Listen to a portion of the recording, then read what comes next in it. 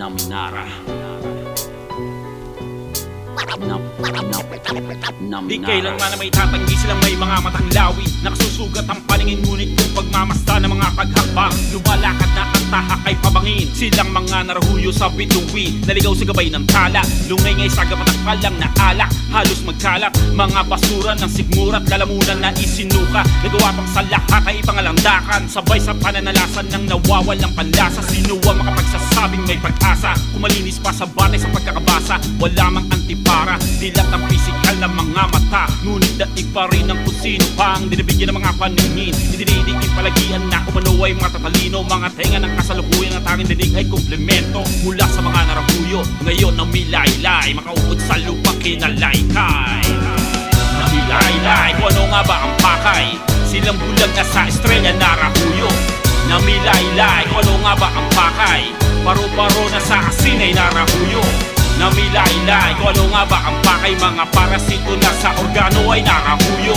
Namilaylay, mga kubli na pakay, isasalaysay pa kung malay lamay babalay pa. Kung talagang para kay Juan, bakit pa kailangan magpatayan? Maglilingkod nga ba ang dahilan o kaban ng bayan? Na kailangan ba na laging may larawan? Baka pwedeng bawasan at pagpapakatao ang dagdagan. Mga insekto walang kabusugan na siyang sumasaid sa dugo ng lipunan habang sistema ay minamanhi. Kapatid, ama at ina, taguring nais nila, ngunit na maluklokan mo mga puon sila. Hanggat makakukulimbat, sige lang sa pandarambong ang maawat imposible, timbog ang magsusubo. Kung makulong man ay maninimula ng mga buhay ang hukom, at bukas ang lahat ay para na lamang alimuo. Pagkagutom na higit sa tiyan ng lasang maralita, pagkagumo na pilit kinakalong ng dimasita. Ngunit kahit may mahika, tunay mimilaylay, hubad silang lulutang sa talon ng palaypay.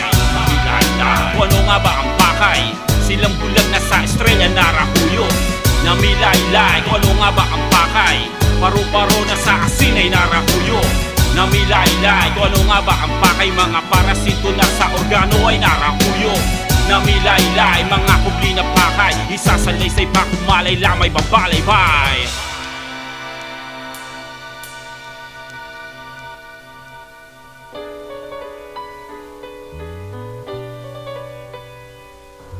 Ang labis na pagkahumaling ang siyang maglalantad sa mga kubling hangarin.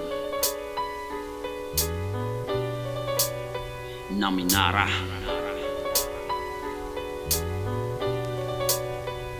At dahil nga sa nagbukas na mga sugat tulad ng labis na paniniwala, nagkaroon ng eksistensya pagtangkin at panlilinla. Kabila na pagbibintang pamamaingay, naging pagkukulang, nagpaubaya ang kahapon ngunit may pagkakautang.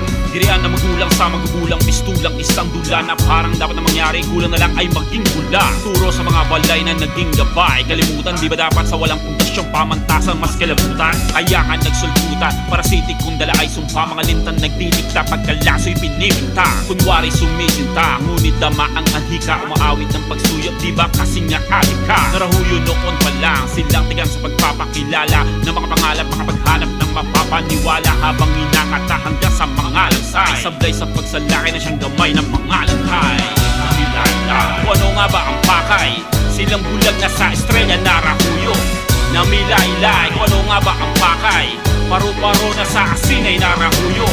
Namilaylay, kung ano nga ba ang pakay? Mga parasito na sa organo ay narahuyo. Namilaylay, mga kubli na pakay, isasalaysay pa kung malay lamay babalaybay. Silang bulag na sa estrella narahuyo. Paro-paro na sa asinay narahuyo. Mga parasito na sa organo ay narahuyo. Isasalaysay pa kung malay lamay babalaybay.